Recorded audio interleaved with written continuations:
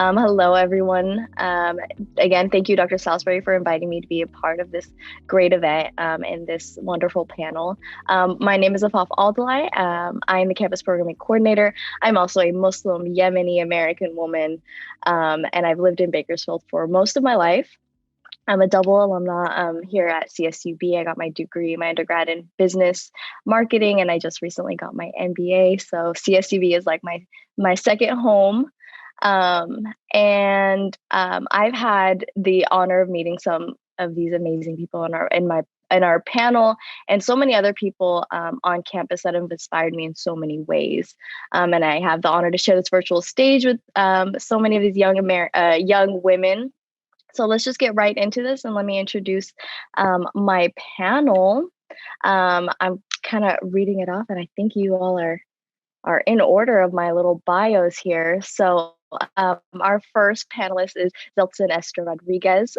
She is a senior who is double majoring in English and psychology. She's a social justice and ethnic studies news reporter for the school's independently run newspaper, The Runner. She also works as a writing tutor for the CSUB Writing Resource Center, and she has a passion for learning and understanding human experience. Our next panelist is Uchechi Okidiki. She is a junior majoring in biology. She is a CSUB student for quality education intern and deeply committed to making the college experience better for all students. She is also a student assistant for the Helen Hawks Honor Program and the president for the Junior Year Experience Program. We also have Brittany Johnson, who is a senior majoring in psychology with philosophy with a minor in psychology. She is also an intern at the Kegley Institute of Ethics, a CSUB athletics assistant academic advisor, the treasurer of the CSUB Philosophy Club, and the secretary of Phi Sigma Tau National Philosophy Honor Society CSUB chapter. She plans to continue her academic studies, pursuing a MS degree in educational counseling here at CSUB.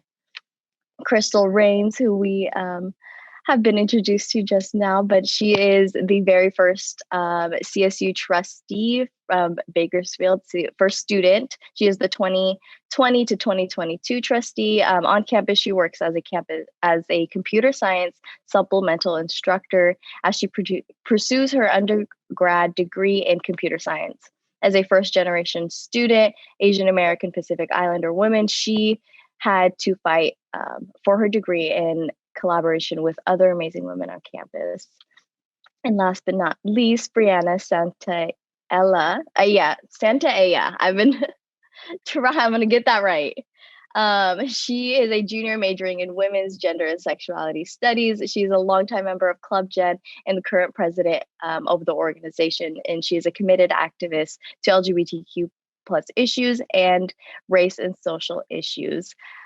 These are short bios. I know these women personally, and I know how all of the amazing things they do, and these bios do not do them justice. So thank you all for being here. And so let's just get right into the questions here. And the way this is going to work, just feel free to jump in. And I kind of want to go in order, and it's a conversation. So if you have something to chime in, feel free to. And of course, our chat is open for if you have any questions for any of the panelists. So feel free to ask in that Q&A. So for the first question is, what do you think about the status of women in America, particularly young women of color? What things are you optimistic about? What things are you pessimistic about? I can jump right in with the optimism.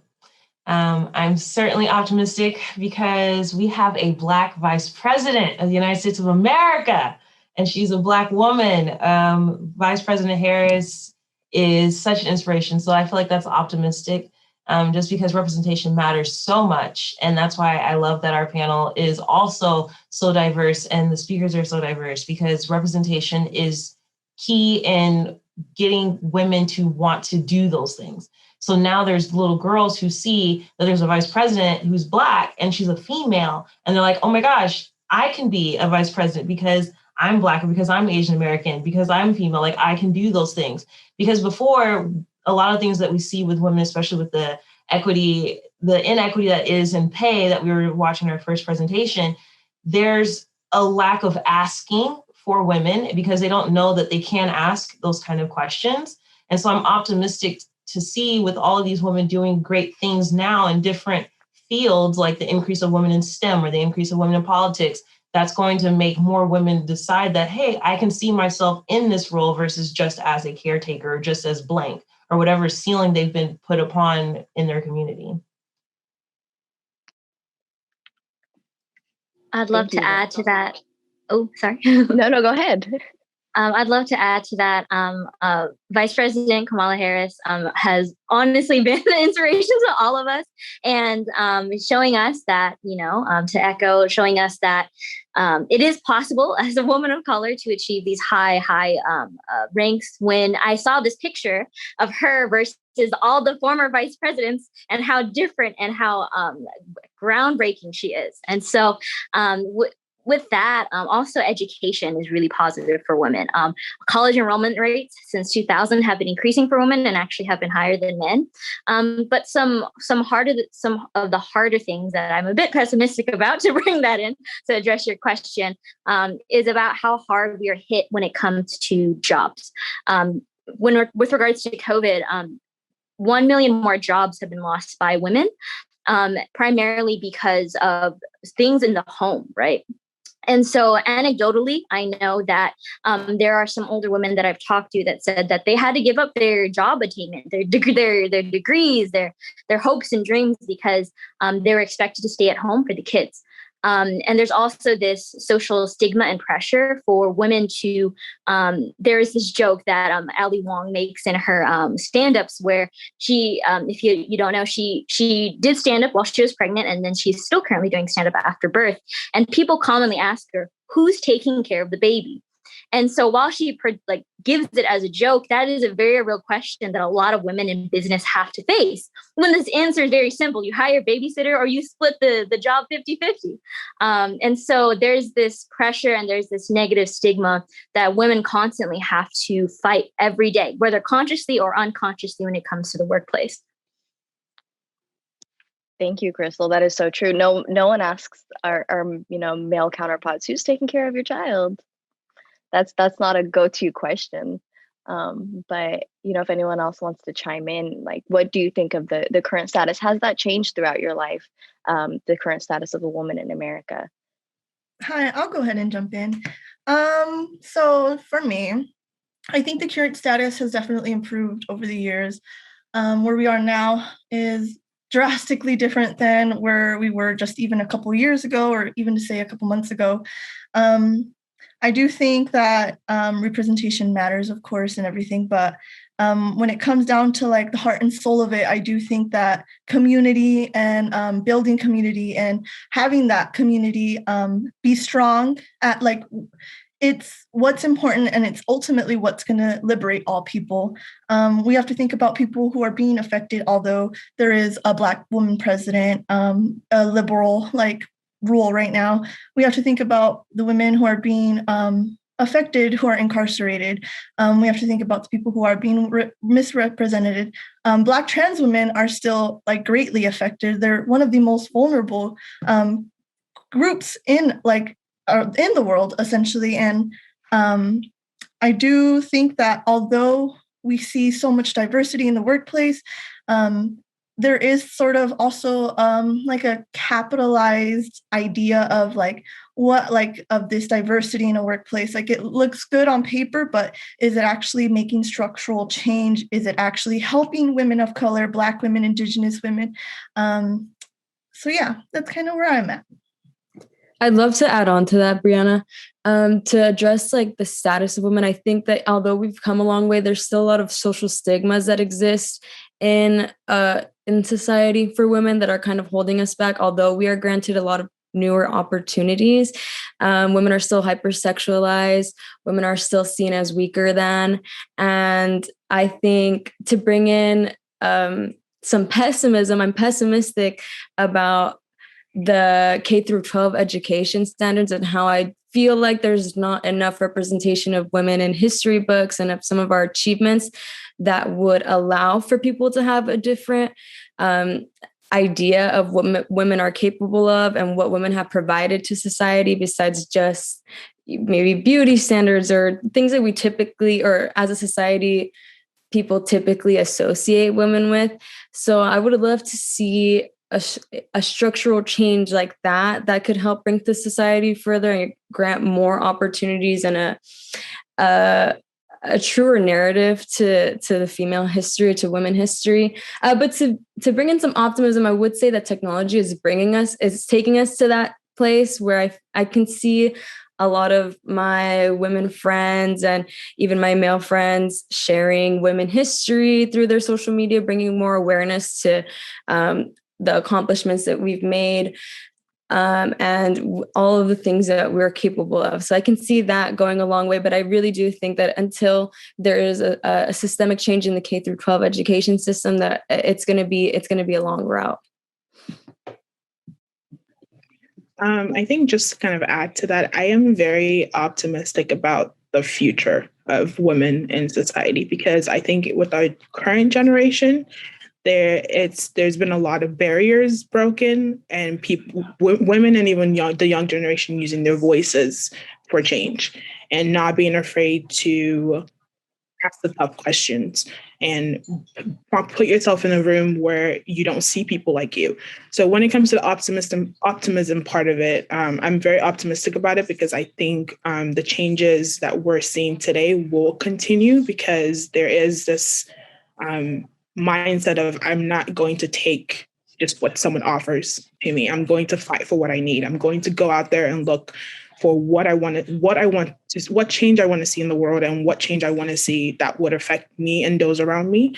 And I'm also a really big advocate for seeing people who look like you.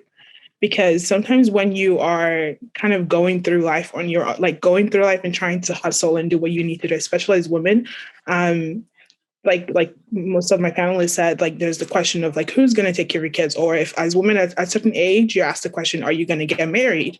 When are you going to have a kid? When are you going to settle down? So those kind of questions are like, granted, that's what some of us do want in the future, but it's not really a question that's asked to our counterparts, right? So I'm very, very optimistic, and going back to seeing people who look like you, seeing women in high-paying jobs, high-paying positions, making decisions, also having a life, and setting an example of you can have it all. Like you can do the work, you can do the school, and you can have a family life and still be good, and not be seen as less than or weaker than the other sex. I'm really optimistic about the future, because from what I've seen in our generation, in our current generation, and the future generation, is we are not afraid to ask the tough questions. We're not afraid to ask the question why. Like, why is this done? Why? How can it be changed? How can we do this?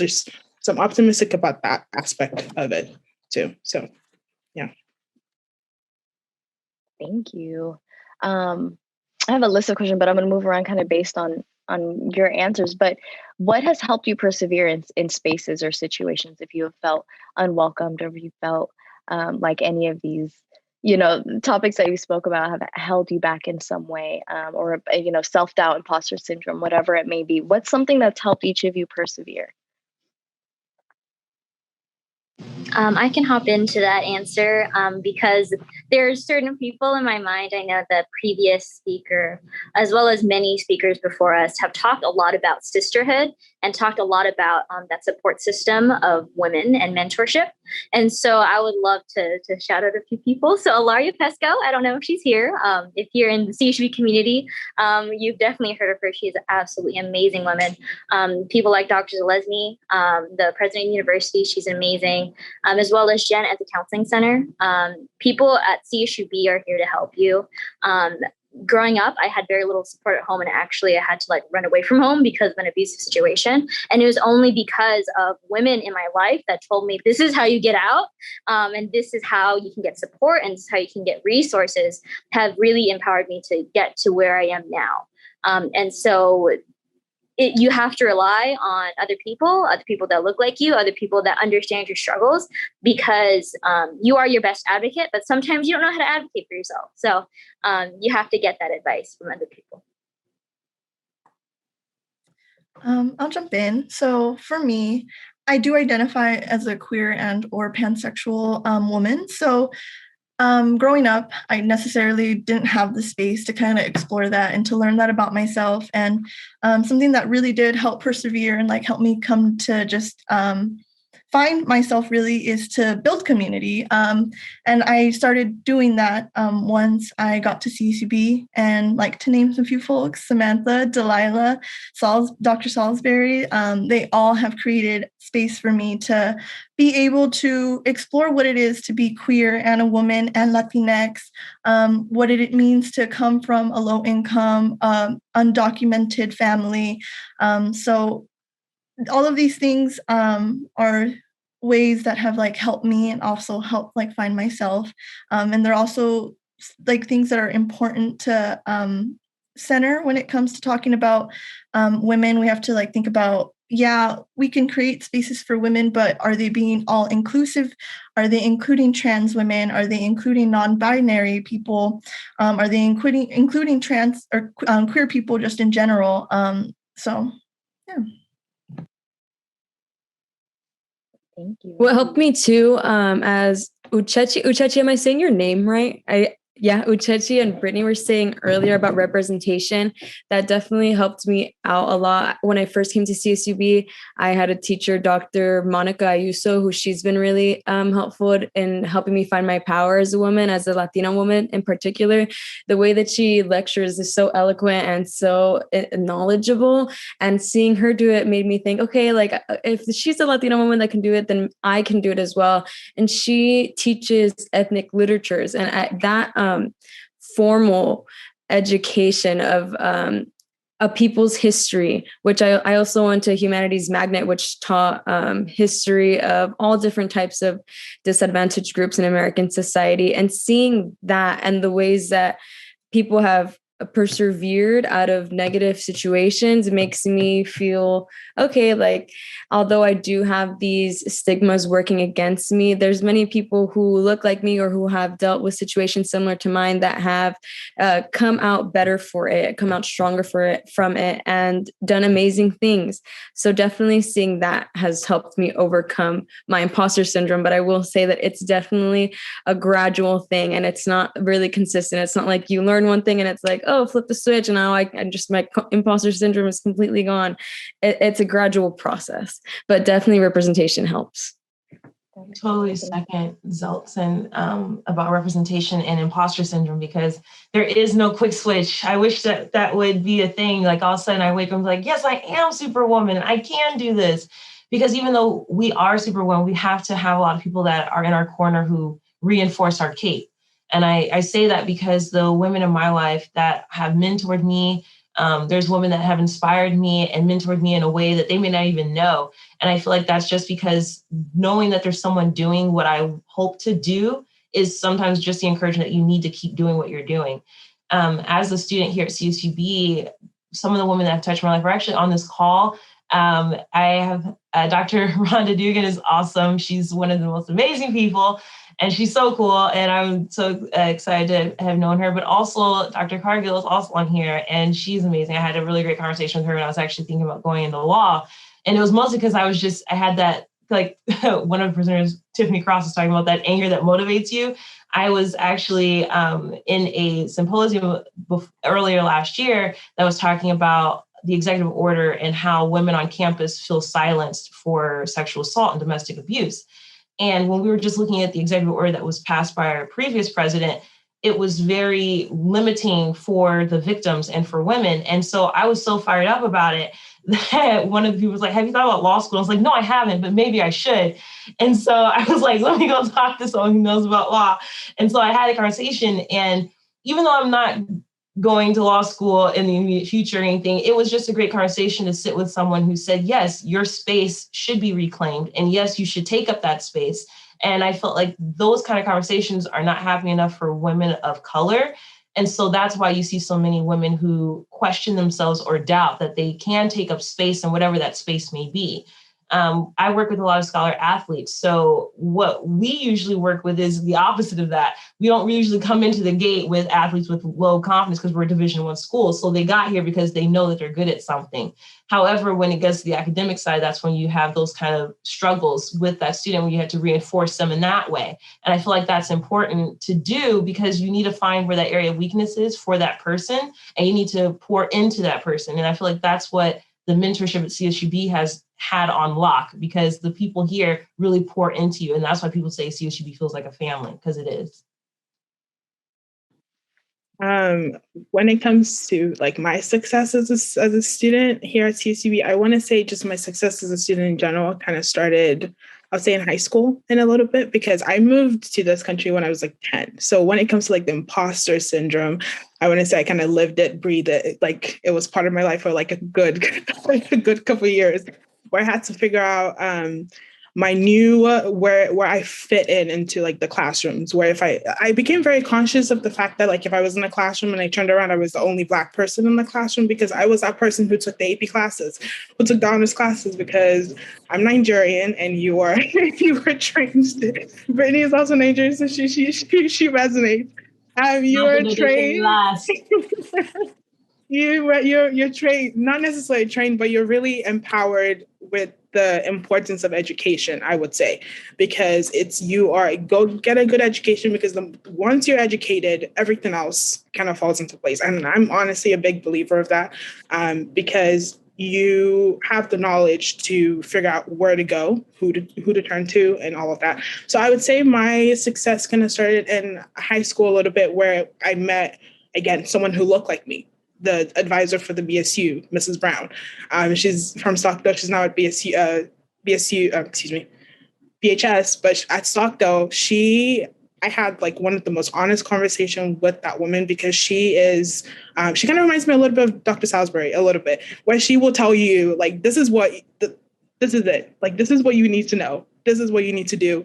There's no slacking off. Just get what you need to do done. Right. So it started there, and coming to CSUB, like being very active in high school and then coming to CSUB, I made it a point to be as involved as possible, to know my campus, to know my professors, to know where I am, right? Know my campus and know what this campus can offer me and what I can offer the campus back. So one of the main programs that I do talk about every single time is really being part of the Sensational Sophomore program, because that kind of like created my start, I would say. I was mentored in that program by Mike, but specifically also by like Emily, because she's become one of the greatest mentors that I've had, like, as I continue my college journey. Because I literally reach out to her, I'm like, I'm stressed. Like, life is just hitting me right now. And I can have that conversation with her, and she's one of my biggest supporters, because like regardless of what I do, she's like, you can do this, reach out for help. And then another part of it, when it comes to the academic aspect of it, I remember taking a class with Dr. Dugan, because I saw her, she gave a speech at one of the, what is the ceremony that we have for incoming freshmen? Convocation. So I saw her speak at that convocation, and I was like, I want to have a class with her. I want to say she was like one of the first Black faculty I noticed on campus. So I was like, I need to have a class with her. And the next semester, I signed up for her sociology class, and it was honestly one of my favorite classes ever. And then I was introduced to Dr. Salisbury, and it's having my success, I want to say. And then in my job with having mentors like Dr. Kegley and Dr. Paladiolo, like in different arenas of my involvement on campus, I have been surrounded by mentors and administrators and women and just people who are there to help my success, right? And then we have a female president here on campus, Dr. Leslie, who's a very student-centered president. So I would say my greatest success, honestly, is being mentored and seeing women in different positions who I can reach out to, who I can go to with different problems, different questions, and just know that like when worst comes to worst, like they're there to help you. And even mentors in male mentors as well. I hope a lot of those. Dr. Wallace, I consider him a mentor, Mike Kwan. So it's surrounding myself with mentors, I think, has been one of my greatest, one of the things that's pushed me to my greatest success here on campus, is having people I can turn to whenever, wherever. Because I'm a person who likes to ask questions. I have a lot of questions. There's a lot of questions up here. So, and then my family as well, honestly, like I said, it never ceases. Just the expectation is there. So, yeah. Thank you.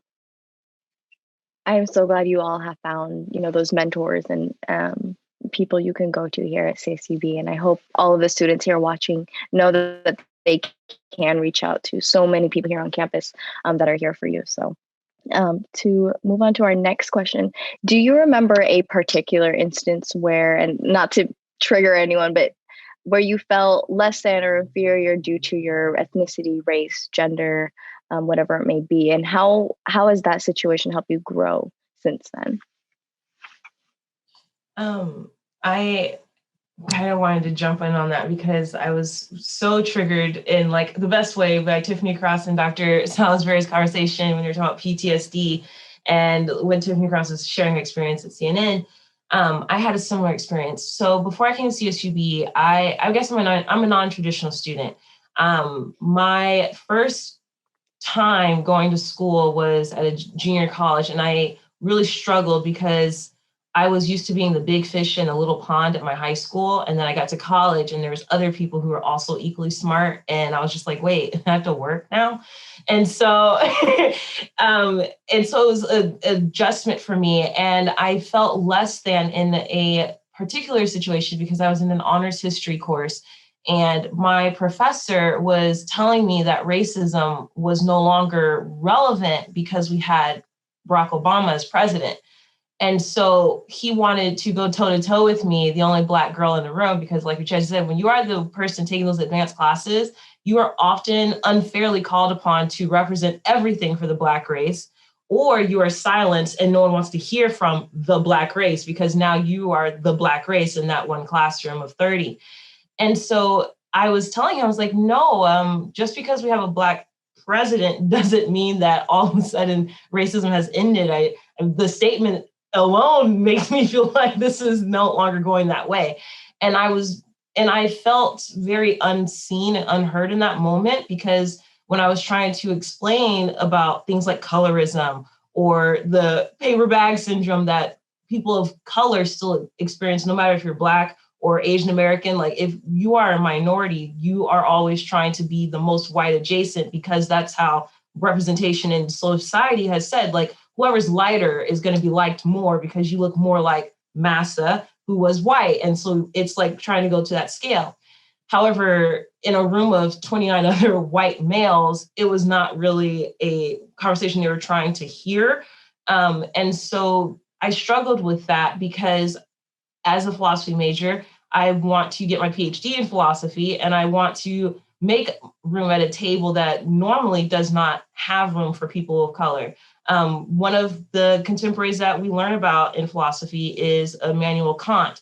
And if you know about Kant as a person of color, Kant believed that people who were not white males from Europe were not human. So therefore, all of his rules on morality and enlightenment that we learn in our classroom is excluding me as a student because I'm a Black woman. And so when you have that kind of dichotomy and you're learning and you're trying to find your way in history and make your own history as well, it becomes very difficult. And that's why I lean on my mentors.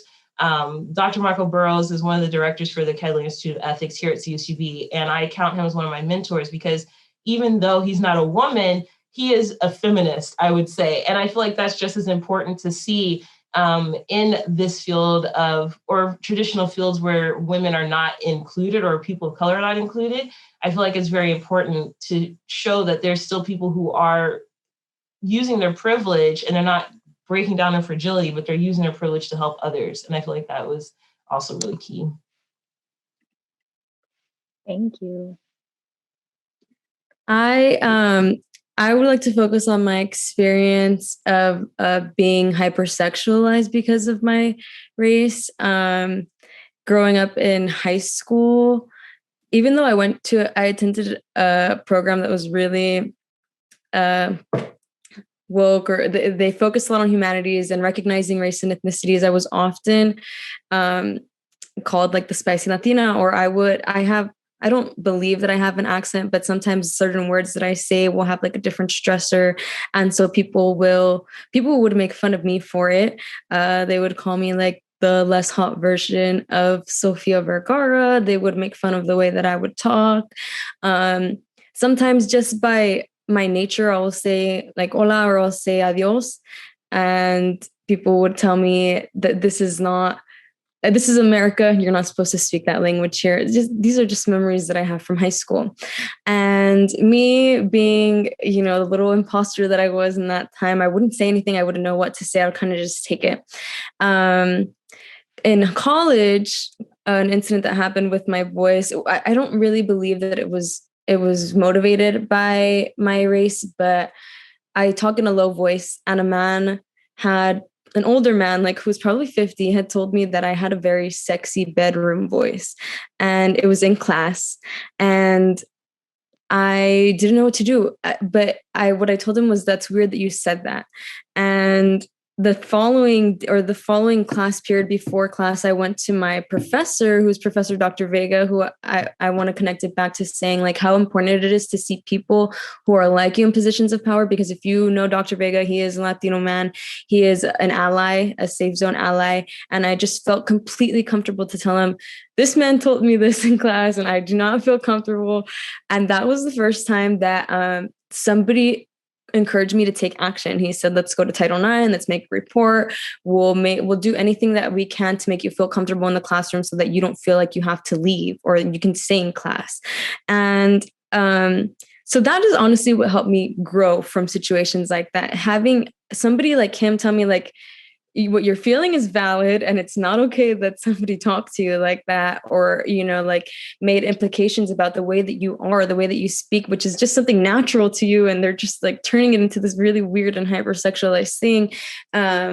It's okay for you to feel scared and anxious, and we're going to do something about it. And so that recognizing my power in situations like that has really helped me grow, so that now when people talk to me like that, I can more directly say like, that's not okay. If my girlfriends are going through something, or anybody is going through something where they feel uncomfortable, I feel it's completely in their power to say like, yes, I feel uncomfortable and we can do something about it. It's not okay for people to treat you or talk to you based off of what they think is okay. So that was my experience. I just want to say I'm really sorry that happened. This is probably a nonviolent zone, but someone would probably have been knocked out if that was said to me. But I will kind of jump in with I think mine was when I first did move here, it was 5th grade. 5th grade, Yuchachi was quiet. She was shy. We're not anymore, sorry. But she was quiet. She was shy. She was like that kid who wanted to like fit in, because in everywhere she turned to, like she didn't really see anyone who looked like her. So then I remember, I don't know why, but this story is so ingrained in my memory. And I want to say it was kind of like it was a turning point for me, I think, later on, and kind of has shaped my personality a little bit. Was having moved here early 5th grade, little kids. God bless your soul. I want to say it's lack of education, I would say. But being on the playground, being asked by kids, oh, how do you say this in your language? Or do you, in Africa, did you live in huts, or did you have houses, or were you like just little questions? And every single day being asked those questions. And then the way that I pronounce words as well, I think going back to what Selton? Did I say that right? Celcine. But that's fine. Thank you. I'm sorry. Just being told that the way I'm saying certain words are not American enough, or it's not the right way. So then being corrected every time that I spoke, not necessarily by like my peers, and I don't want to say by teachers either, but like being told like, could you repeat that? Could you like say it a different way? So then me feeling like I had to change the way I spoke. I think like change the way I spoke. I felt like I had to hide my accent. when I spoke and the way when I spoke to certain people, or when I spoke in general in classroom. Like I didn't want to speak out loud because I was like, what if I say a word different and then no one could understand me, blah, blah, blah, blah, blah. So it started at a young age for me, I would say.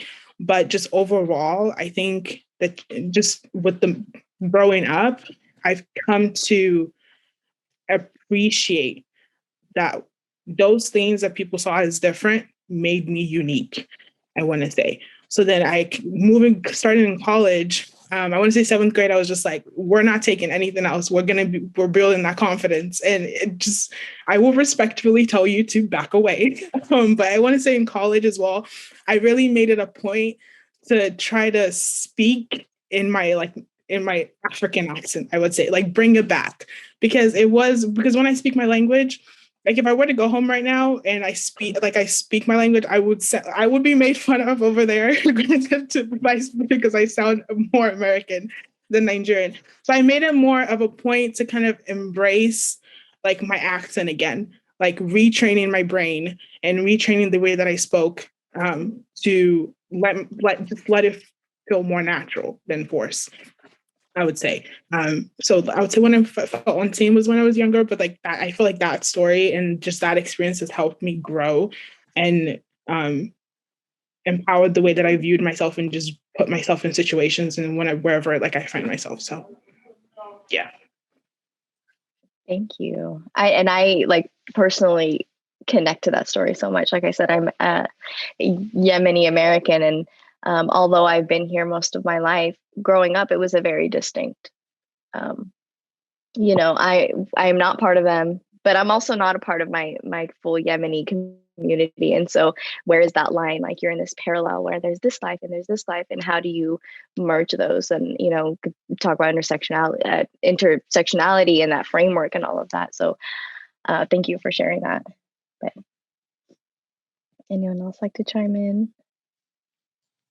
I also would love to chime in with like y'all talking about when you were younger, like, oh my gosh, I didn't even think about that. Like all of these memories are coming back to me, right? When I was younger, like so I was born in America. I don't have a Filipino accent. When you're younger, just based on your features, just based on your color of your skin, people ask questions, and you're quite taught at a young age, you are different. You are different. And coming from Asian American woman experience, you have to go through, even at a young age, you have to go through this hypersexuality, which I'm so sorry that the other women on this call also had to go through. I used to be ashamed to be Filipino because I was a darker shade. I wasn't the right Asian. And so I was like, oh, I'm Asian, but I'm not Filipino. And so I really had to discount who I was. And learning later on my culture and how I should be so proud to come from the Philippines has been so empowering. Thank you for sharing your stories. Thank you, Crystal. Giving you air hugs, Crystal. I also was thinking when they were sharing about their stories of hypersexualization and being younger, I was like, Brittany, like you have like how many years of experience with that? And you just like totally blanked. And I was like, that's because PTSD, it's like a trauma trigger. You just like leave it in the past, right? But no, because this is so important to bring it to the forefront, because we're on here, but there's also like over 100 other CSUB students who are watching and non-CSUB students who are watching that are also female.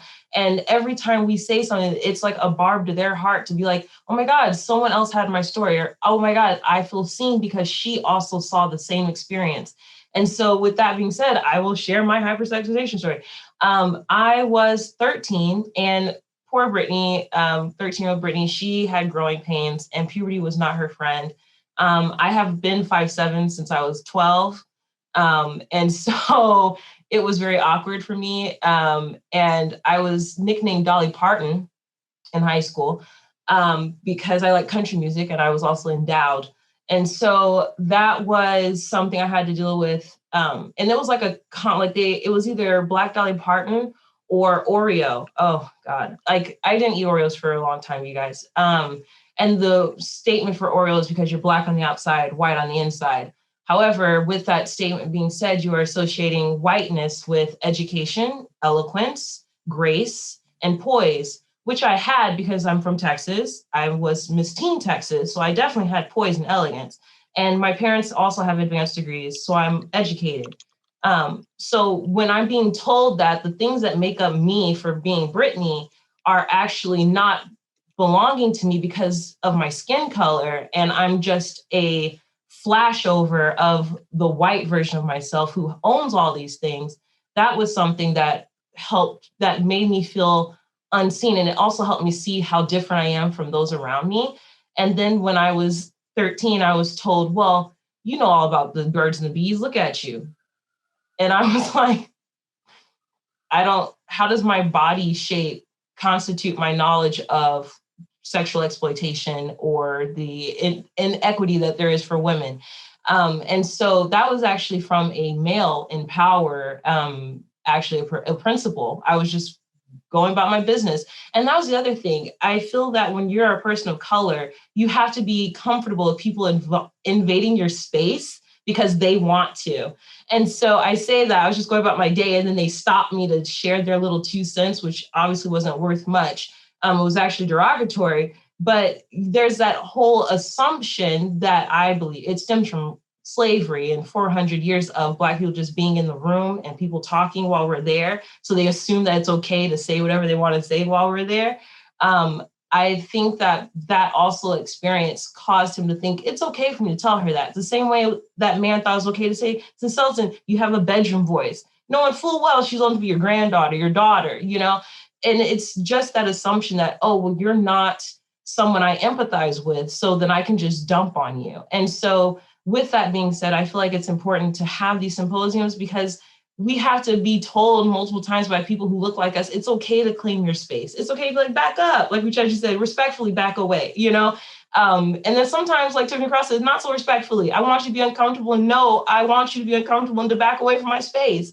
And I feel like that the language and the tools that we need are coming from our mentors, and they're coming from people who look like us in positions of power that say, it's okay. Like Dr. Vega was for you. Like, it's okay to say that is not okay. And I feel like that's why this is so important. I thank Dr. Salisbury for asking me to be on here because Lord knows I can talk. And so I was just really glad to be on this panel and just say, it's okay to talk and reclaim your time. And that's what I'm going to say.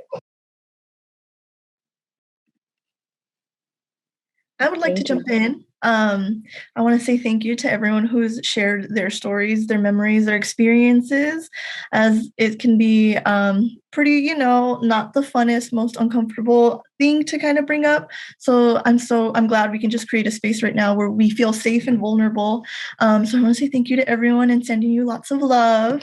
I also want to just continue on like the topic of when you're young and how you become so hyper aware of like your race or just your identity, and you not necessarily fully understanding what that even is. For like example, something that really just the pivotal point in like my childhood where I started becoming super hyper aware of like who I was, my identity, my family, my culture was just, I grew up in a household where we spoke mainly Spanish. And so going out to places, I would have to translate for my mom who only speaks Spanish. And so I remember once there was a person who just started being like racist towards us because I was interpreting for her, but I was so young that I necessarily didn't understand the situation, why they were being like why they were saying the things that they were. And like from that moment, it manifested into like me hating my culture, me not wanting to speak Spanish anymore, me not wanting to identify as being Latinx or Mexican anymore. And it also, and since then, obviously, like you do internal work, you unlearn these things. And I could say I've grown. I love who I am. I embrace myself fully who I am now. And the way that I just, I guess, the way I put in the work for it is I just encourage other people, especially youth, who are still being affected by whiteness, by colonial standards. I just try and like tell them that they're beautiful, they're worthy. So yeah. Thank you.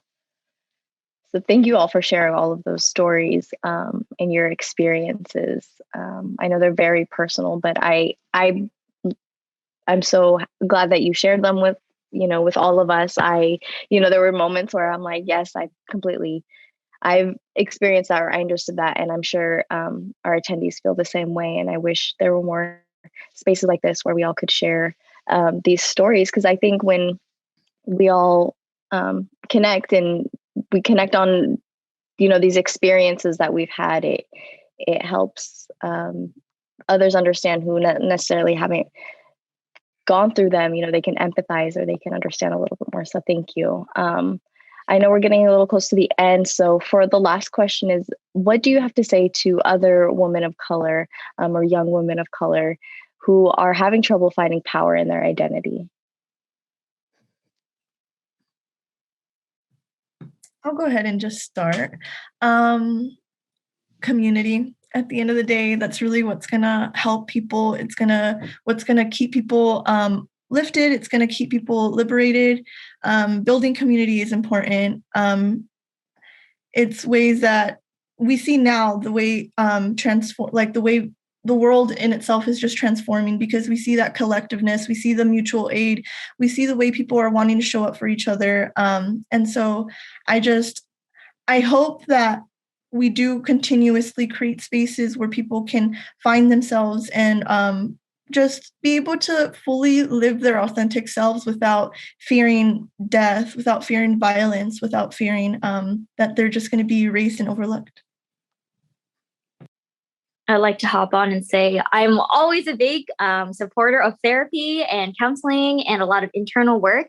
And the best way to empower yourself is to understand why you don't feel empowered. And a lot of the times it's a lot of internal work. Like for example, we were talking a lot about our experiences as children.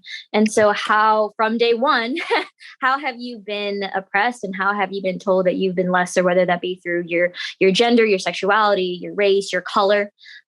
Going to therapy, and especially having a therapist or a counselor that's really knowledgeable about intersectionality and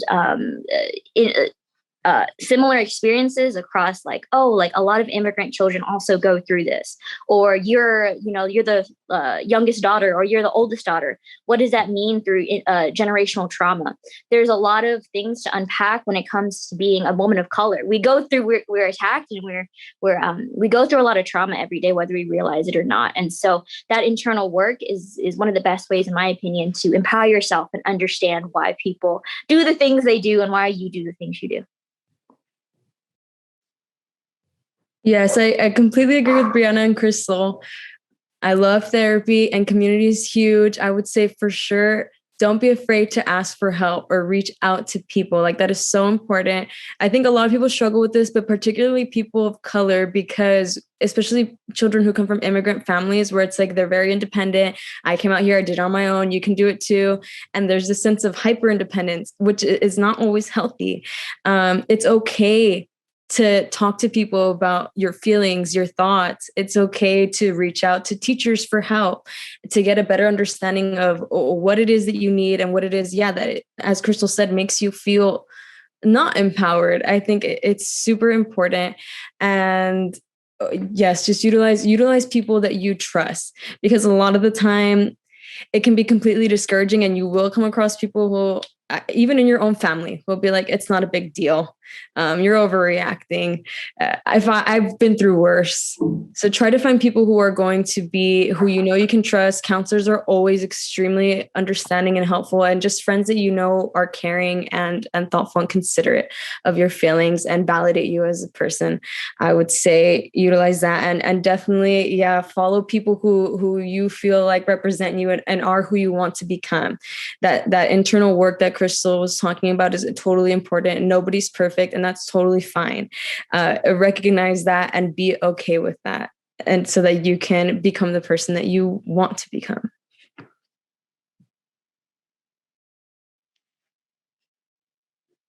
Thank you. Anyone? I would say it just to everyone out there. I have 4 sisters, so watching them kind of grow up, it's seeing the life through their eyes and making sure they have everything, just so I don't get off track. But I want to really say it takes time, right?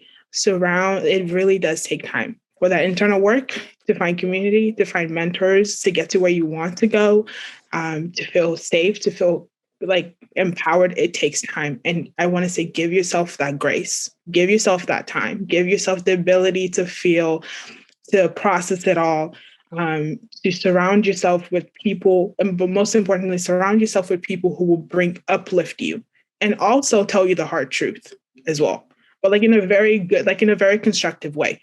Not someone who's going to tell you the hard truth to bring you down, but surround yourself with someone who's going to empower you and tell you what you need to hear, not what you want to hear, right? Find that community, find people who've gone through it, who are going through it, and who are going to go through it with you, because it does take time to get to where you want to go and achieve what you want to achieve. But you have to surround yourself with your community. You have to surround yourself with mentors, people who look like you, even people who don't look like you. But if they have something to offer, don't be afraid to reach out. Do not be afraid to reach out. That's also another thing. Do not be afraid to reach out. The worst someone could say is no.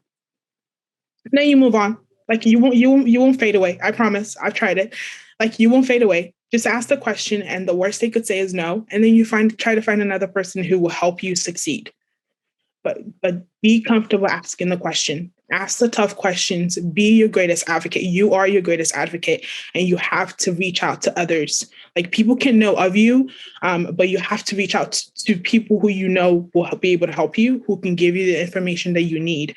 But surround yourself with community. Know that it takes time. Give yourself that grace that you need to do what you need to do. And mentors. And even your peers can be mentors. I remember meeting Brittany. It was literally really random. And she is one of my closest friends now, because we're like, it's like finding people who relate so much to your situation. So know that everything you're doing takes time, and just accept that it takes time, and give yourself that grace, and allow yourself to simply be. Because as women, we have a lot of pressure. Like we before earlier, we were like double zooming or double, we're women and we're trying to do it all. You're trying to do it all in every arena. You're trying to find yourself in every arena, every space. But know that it takes time, and you have to give yourself that grace. And that's something I have to remind myself every single day. But know that every single one of us on this panel, we're still growing. We're still trying to figure out what we want to do. We're finding spaces where we think spaces need to be made. But give yourself that grace and surround yourself with people who will uplift you. That's it. Thank you so much. I just wanted to say I got that shout out. Love you too, girl. I love everyone on here. And I wanted to say thank you again to Dr. Salisbury and everyone. Thank you to Tiffany Cross. Like, oh my God, that was so inspiring. And I honestly just said, this Gender Matters Symposium is important because gender matters. We focus so much on trying to fit into the mainstream without acknowledging that the stream that we're in is important because it's different, it's ours. So it's important to talk about gender matters because we're all female and females matter. You know, without us, we would not be here. So thank y'all to everyone. And I really enjoyed the conversation today. Thank you so much, Brittany. Thank you to everyone, Dr. Speaking for myself, I am so proud and also so incredibly inspired by all of you. I have been, I don't know why, holding back tears just listening to all of you just talk, and you're such an amazing group of women, and thank you for being here. But I think our time is up. There is a question in the Q&A for our panelists. If you would like to answer it in the chat, feel free to. I want to jump in on that. Thank you. I knew this panel would be fire. It was nuclear. I am so proud of you guys. My heart is pounding, actually. I thank you so much for sharing your wisdom, your stories, your insight. It is important. This is going to get shared with other people that are not here today. I'm going to make sure of it because we got work to do clearly. And it's not being done to reach you guys. Because my motto as a teacher, if you think you can't be taught by students, then you are not an educator. And you guys just laid out some lessons today. And I highly appreciate it. I highly appreciate it. You got my love. You got my support. I am so proud of you guys. Thank you.